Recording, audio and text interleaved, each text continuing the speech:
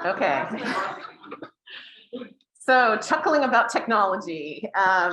Hopefully we will see how this goes. Again, thanks so much for everybody's patience on this with the technology. So just wanted to start out, let me see if I can, I'm sort of afraid to adjust anything. I'm just gonna leave it as is. Hopefully you can see on the slides okay. So for this year, the theme for this year, I'm calling Year of Transitions and New Opportunities. And you know, what a new year of transitions it's already been. We're coming out of a year of largely remote learning and remote working due to COVID. And you know, I think all of us have faced different professional and personal challenges around all of that, either for ourselves or related to our friends or family. So there's just been a lot of, I think, transitions and adjustments over this past year. And we're still adjusting to this new COVID environment. It's not quite what it was last year. And it's so great, actually. It's really exciting to see so many people on campus over the past week. When I first arrived at ASU last year, there were so few people on campus and it just felt like a ghost town. It didn't really feel like a university campus, and just what a dramatic change a year makes, and just so great to see so many students and so much energy already on campus. But even with that, we're just still not quite back to normal yet. And it's, I think, going to be still a year of further adjustments and adaptations in the operating environment this year. And you know, we'll kind of see how that goes, and we'll do our best, you know, to adjust as circumstances or situations change. We've come off of an exciting year with the creation of the Global Futures Lab and the College of Global Futures. And there's so many exciting things that are still in development related to both of those. That includes a new building that's going to be completed at the end of this academic year, ISTB 7. And you know, there's still a lot that's being worked out in terms of how the school, how the college, and the Global Future Labs sort of will interact and relate to one another.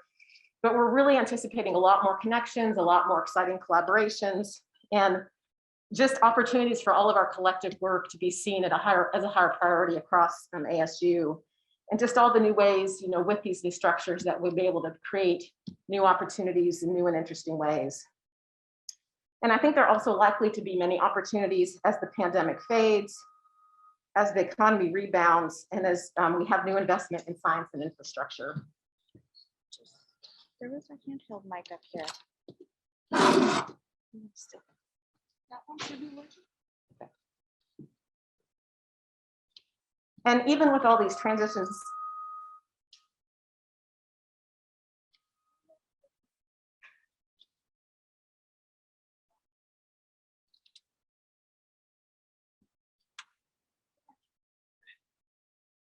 so even with all these transitions and changes, it's useful to also think about sort of what really still binds us all together. What are the things that remain constant and core to our identity as a school?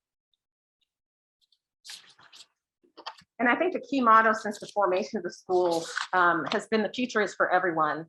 And as faculty, staff, and students, we want to be agents of change in whatever sphere of work we're operating in or plan to go into for the future, so that we can create a world that allows us all to contribute, participate, and create. So I think that's something, even with all these transition and changes, just that we're all working to make the future for everyone. I think that's a really exciting thing to really work around.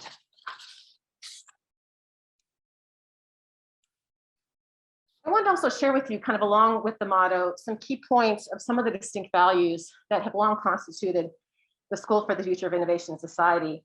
And these values were discussed and really you know, coalesced through a series of faculty engagements back in 2020.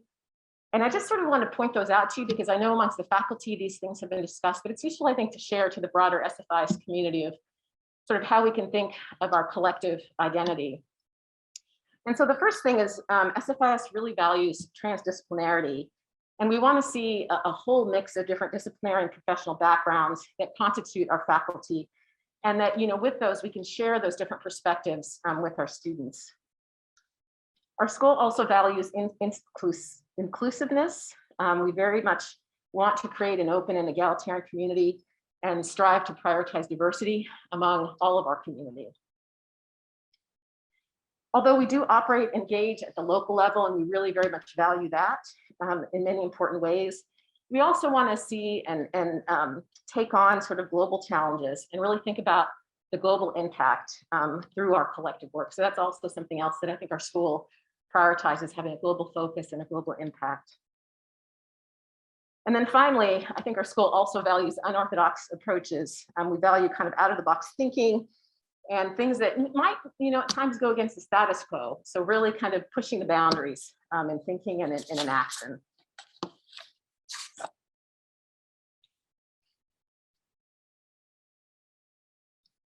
Some other things that have been discussed that really, again, constitute kind of some of the intellectual foci of our school is this focus on the future. And you'll see that represented across a lot of the different work that our faculty do and the coursework that we take.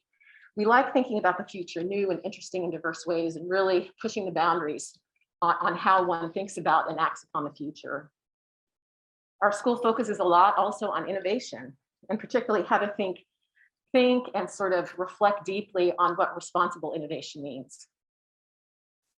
And then finally, we also care about society and sort of really thinking about, with respect to innovation, how do we innovate responsibly in society, and how to engage with various publics to really think about sort of the current and future implications and impact of innovative work.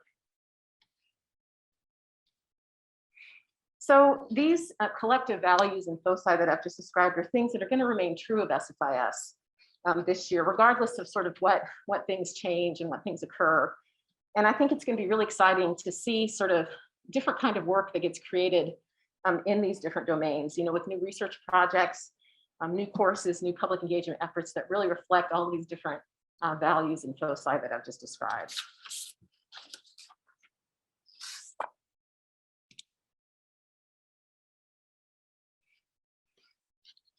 Okay, so with some of these things that might remain constant, I think it's still important to sort of talk about some things that are changing among our faculty and staff, talk about some transitions, departures, and additions that have been occurring really since the end of the spring semester. And so I just wanted to kind of highlight some of these for you.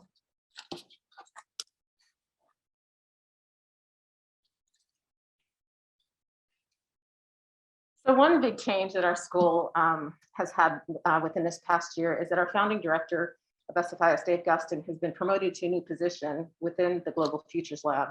He's now Associate Vice Provost for Discovery, Engagement, and Outcomes. And although we're very sad to lose Dave as Director of SFIS, we're very excited to see all the new opportunities at the Global Futures Lab and sort of how SFIS can actually be a part of all of that really exciting new work that Dave is creating at the Global Futures Lab. And he's not going to be going away without a good party. We will be celebrating Dave's legacy and founding SFIS through a special event in October. So please stay tuned for more information on that in coming weeks.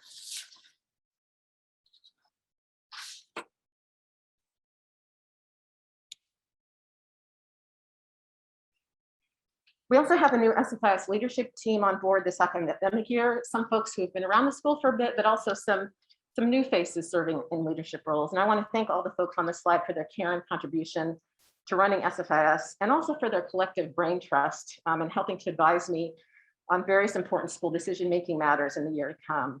And I would say, please don't hesitate to give all of them a special thanks yourself when you see them, because not only do they do all the visible work that you might see them doing, but there's so much more kind of behind the scenes work that they're all involved in. And I can say that they all truly care about making SFIS the best place to work and to study.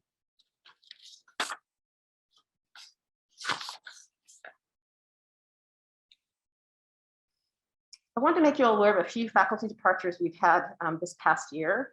So we have Professor Elisa Graffi, one of our professors of practice, who will be leaving us in September of 2021.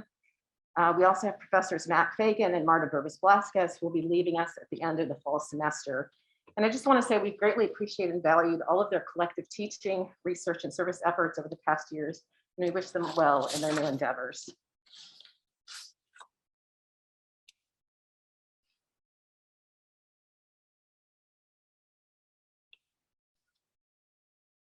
We also have some new staff that have come on board since the last state of the school. I wanted to point out we have Diana Peters, who came on as our new business operations manager last fall, but because of the pandemic and working remotely, probably only a few of you folks have actually had a chance to interact with her in person. So I wanted to make sure that folks had the chance to say hello to her in the hallways and make her feel even more welcome now that we're back on campus. Next, we have Sarah Wentz, who's come on board this August. She'll be serving as assistant to the director and deputy director. And she's really done a great job hitting the ground running with the start of the semester. So please also say hello to her when you see her as well.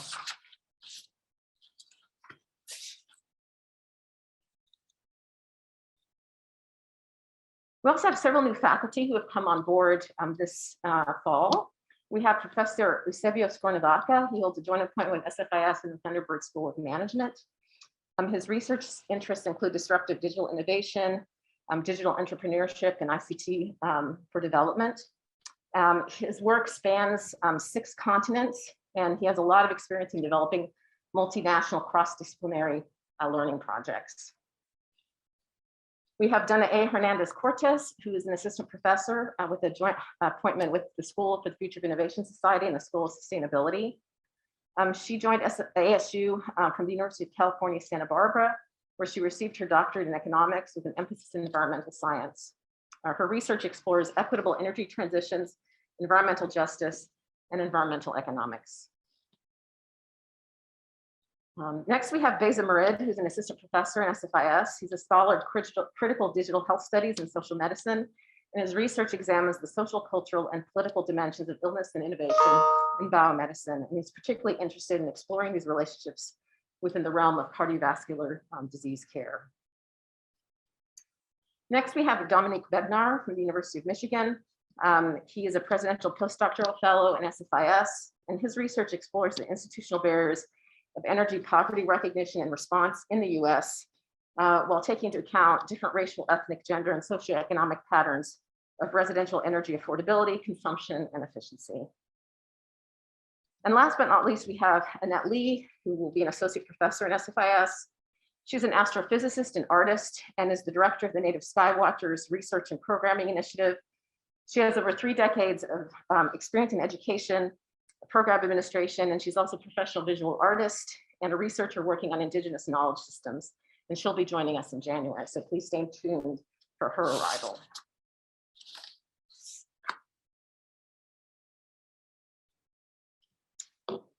So as you can see, with our newest faculty joining with backgrounds across environment, sustainability, business, visual arts, astronomy, media culture, and communications, all of these new faculty are going to help further diversify our existing SFIS faculty, which is already pretty diverse. I think that's one of the very unique aspects of SFIS. And I think one of the things that I mentioned at the very beginning, the school really values this kind of multidisciplinary, transdisciplinary kind of scholarship.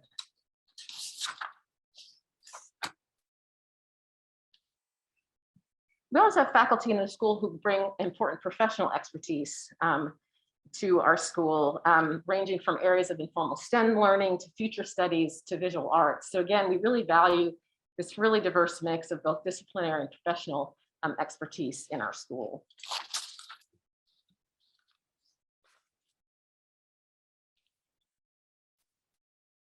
I also wanted to point out that among our faculty, staff, and students, there's also been a lot of great stuff to report since the end of the spring semester. And I just sort of wanted to point out, just shout out some recognitions of some folks who've made some really interesting contributions over the past few months.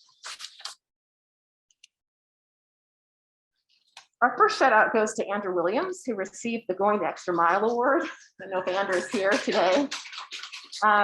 This is the Graduate College Award for Excellence. This award is to recognize a staff member in a graduate support role that has contributed in a significant way to the academic success or overall experience of graduate students at ASU.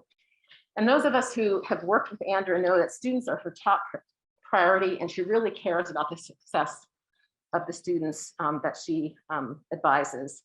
And just to kind of give you a sense of some of the different things that Andrea helped to kind of accomplish over the past year, she created a PhD milestone chart based on feedback from students for tracking their graduate degree programs in the HSD PhD program. She used her experience and ideas in a proposal through which more than 20 students from the University of Ghana were brought into the immersive IGD PhD program. She also helped to design the IGD pathway program of online coursework, which helps graduate students complete several credits before they arrive in Tempe, and really helps them to ensure a smooth enrollment process. And I think this can really be a model for how we might recruit professionals from around the world in the future to SFIS. Now, according to her nominator for this award, they stated that students really love her and the faculty cannot do without her, that she's a real gem and that we're very appreciative of her contributions to SFIS and to ASU. So congratulations, Andrea, for this fantastic award. We're so grateful to have you on our staff.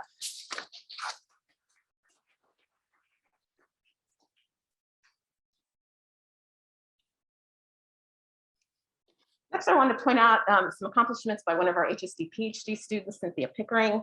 She was nominated recently by the American Society of Engineering Educators for the Best Diversity, Equity, Inclusion Paper Award for her paper entitled The Road to Strengthening Two-Year Hispanic Serving Institution Participation in the NSF ATE Funding Program.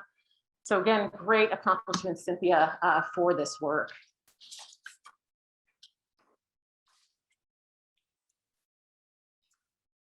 We also have Assistant Professor Darshan Karwat, who is selected as an early career leader and rising star in his field in the New Voices in Science Education, Engineering and Medicine program by the National Academies of Science, Engineering, Medicine.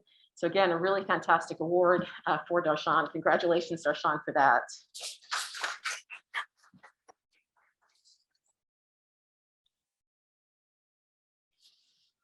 Research Professor Ray Osman has received an award through the Fulbright Specialist Program to collaborate with Eureka and other members of the Finnish Science Center Association for her project that's entitled Sharing Learning to Shape an Inclusive Future.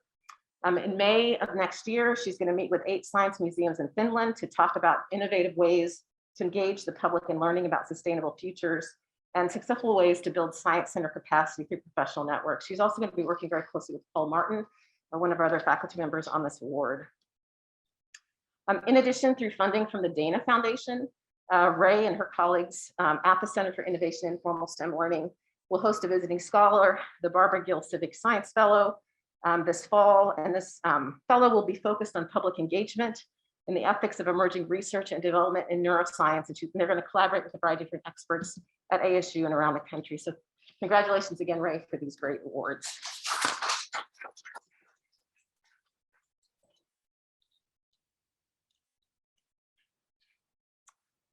Also wanted to point out our professor of practice, Darlene Cavalier, who's been selected as co-chair of the Innovation, Science, and Entrepreneurship Committee at America 250. And this is a committee that's going to be working in preparation of America's 250th birthday in 5 years. And sort of planning through this event, she's going to be thinking about the future of America and also how to inspire and shape another 250 years of American ingenuity. So really appreciate Darlene for serving in this role.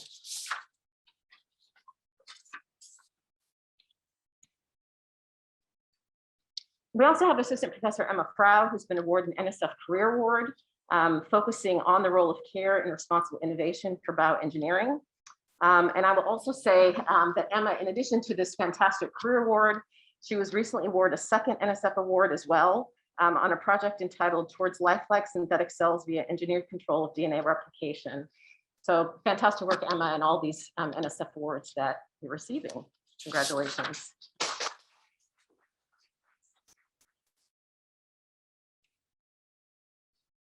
As Emma and all of our faculty sort of illustrate, we've continued to grow our research enterprise in SFIS. We continue to have more awards and more faculty applying. And so let me just show you kind of a snapshot of some of the data over the past 3 years that sort of illustrates this. So as you can see from these numbers, and thank you so much, Ira Bennett, for all of your diligent work in gathering this data. We continue to grow in the number of proposals that we submit as a school from year to year. And we're also showing sort of a higher hit rate for proposal submissions. Our research expenditures are a little bit down over the past year, but I think overall it's a very healthy sort of research enterprise that SFIS illustrates.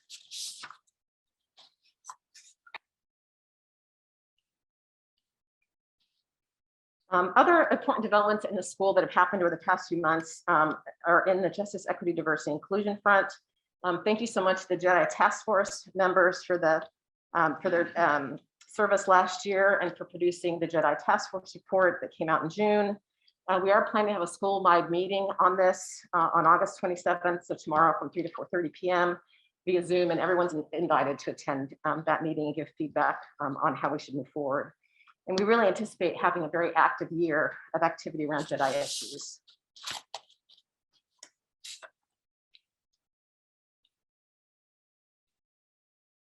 We're also seeing good progress with our student achievements and academic programs. Although, there's always just a constant need to see, how we can do better, how we can recruit more students, particularly on undergraduate and master's programs. But let me show you some of the data that we have for this year, as well as how it compares from previous years. So here you see our enrollment trends in our undergraduate program for the past 6 years. So the numbers for this year are not quite final yet. Those final numbers won't come out until sometime in September. But again, as you'll see, we're seeing good steady numbers across our undergraduate program. And one of the areas that we are going to be looking at more closely is, how can we boost these numbers? How can we do more and think more carefully about student recruitment at the undergraduate level to bring more students into our program? So that's something we're going to be looking at and working very closely with Andrew Maynard and the College of Vogel Futures on that effort.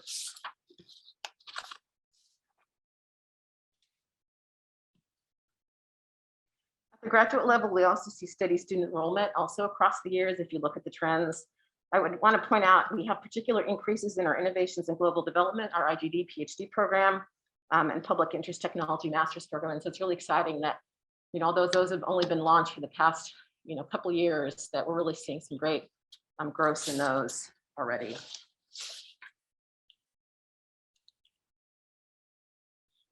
Also wanted to point out, in terms of our student population, how our diversity looks amongst our undergraduate and graduate programs.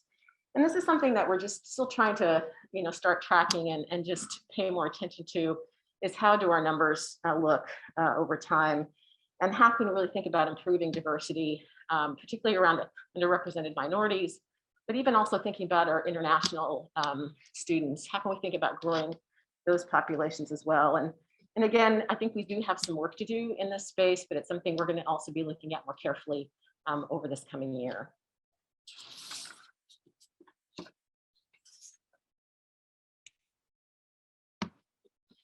So I wanted to point out sort of a new development in our undergraduate program, the SFIS Academy. So this is a new program for undergraduates that really tries to engage high achieving, socially embedded undergraduate students and really try to foster just more academic success, as well as leadership skills, opportunities for community engagement, and really helping them to think through how they might reach their goals, not only for graduation, but beyond. So through this program, selected undergraduates will get professional development opportunities, as well as access to special engagements and special events sort of on campus. And we offer congratulations to Chloe, Isaac, and Jason for being our first cohort of SFIS Academy members.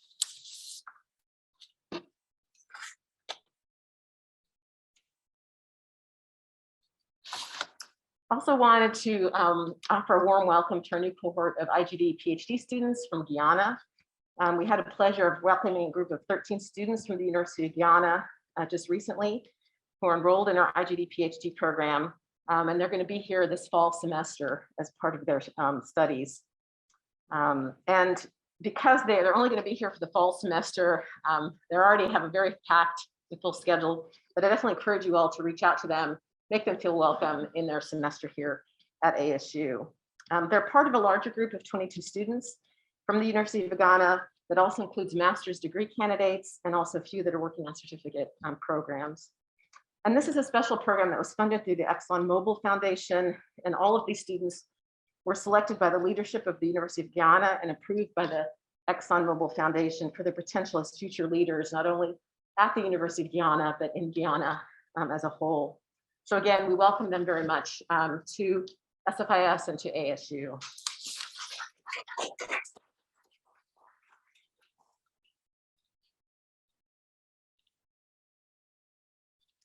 Just also want to point out some research activities some of our students over the past few months and past year have been engaged in. Want to highlight a few of our activities by our HSD PhD students.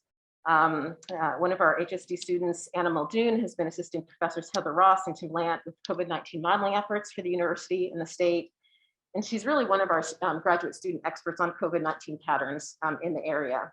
She's also written a very timely book on COVID-19 conspiracy theories that I highly recommend all you to take a look at.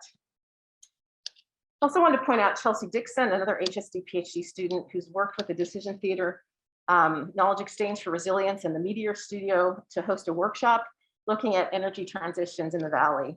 And so related to this workshop, they were looking at how cross-sector partnerships around energy and housing offer possibilities for designing a resilient future for Maricopa County, looking at really different augmented reality experiences around energy and understanding housing and energy futures, and really trying to think about how do we create better collaborations and connections from leaders across the utility sector, housing and development, finance and insurance, various municipalities and academia for this work. So definitely she's done some great work in this space.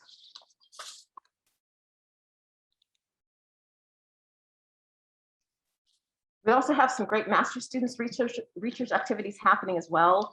We have Aluba Alsaka, a GTD AID student from Jordan, who's working with the Solar Spell for an applied project to create Arabic content for the Wikipedia for Schools multicultural team. Next, we have Rashid Al-Kimsi, a GTD student who got an invitation to apply for a teacher training program to be a certified trainer in editing with Wikipedia, and he's currently doing this from his home country in Yemen. We also have Melissa Smallwood, a master's in science and technology policies, a master's student who's working with Professor Tim Lant and Heather Ross on a series of white papers related to pandemic preparedness for Sandia National Labs.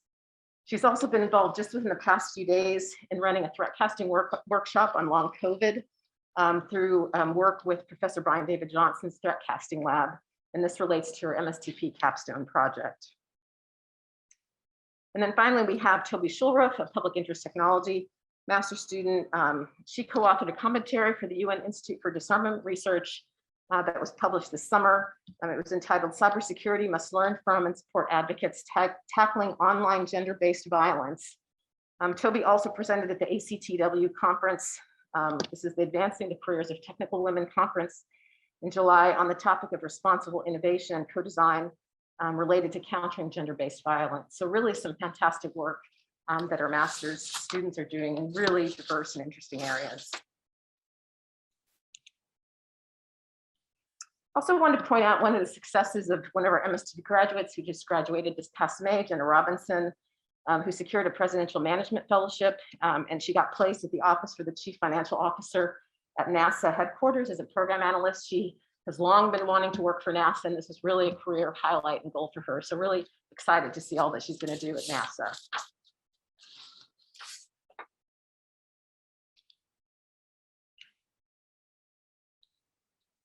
We also have a new academic program that's under development, the Masters in Futures and Design that will launch next fall at ASU's new campus in downtown Mesa. This is in collaboration with the Herberger Institute for Design and the Arts. This is a transdisciplinary program that really trains students how to think about designing for the future. And it's going to bring in a lot of different future-focused theories and practices from the areas of design, the arts and humanities, including sci-fi, and performance and the social sciences, to really think about how do we design and craft alternative futures.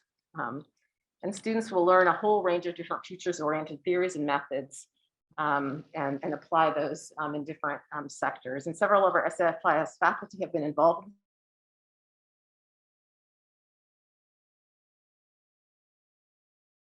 They have been closely involved in designing this new degree program. We're also going to be doing a couple of faculty hires for this program over the next couple of years. So stay tuned for seeing how all this develops.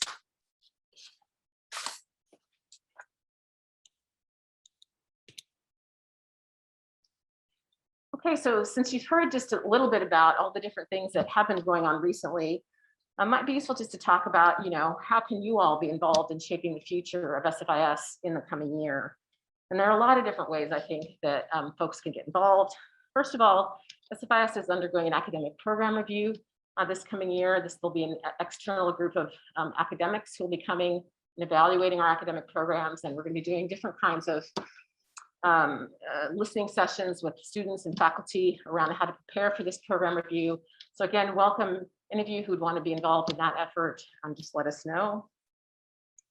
As I mentioned, we'll be having a set of different JEDI related initiatives happening. There's a new college level committee that's being formed on these issues. We will have an SFIS level task force also on this. And as I mentioned, tomorrow we're having a school-wide JEDI discussion that's going on as well to sort of see how we can move forward on some of these issues this coming year. In addition, SFIS is going to be involved with a strategic planning exercise with the College of Global Futures, seeing how can we all develop and make strategic plans and priorities for the future. So we're going to be having a set of different kinds of facilitated discussions around that over this coming year. So please stay tuned for those. And again, it's a way to really think about shaping the school and how we relate to the college into the future.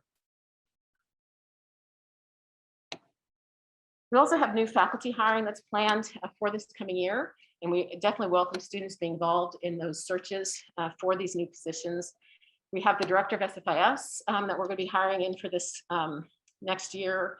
We have a senior faculty hire for the Washington, D.C. office, also a senior hire for the Futures in Design program that I just mentioned to you out at the Mesa Campus. And we also are looking to do another senior faculty hire and a junior faculty hire as well. So a lot of different hiring that's going to be going on, and opportunities that as students or faculty to get engaged in those as well. And then finally, we will be sharing new opportunities within the College of Global Futures and the Global Futures Lab, where you can get involved in shaping research and academic program as well. So again, just a lot of great opportunities to kind of look forward to over this coming year.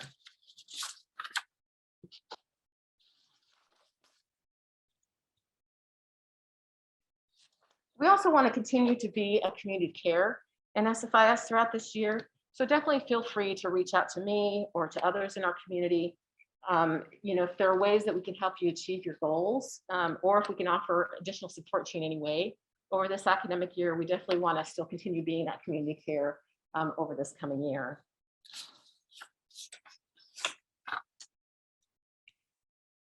And with that, that concludes the State of the School address. Definitely look forward to seeing you more over this coming year, either in Zoom or in person. And I'm definitely excited to see all the great things that I think are going to be happening this coming academic year. So thank you so much.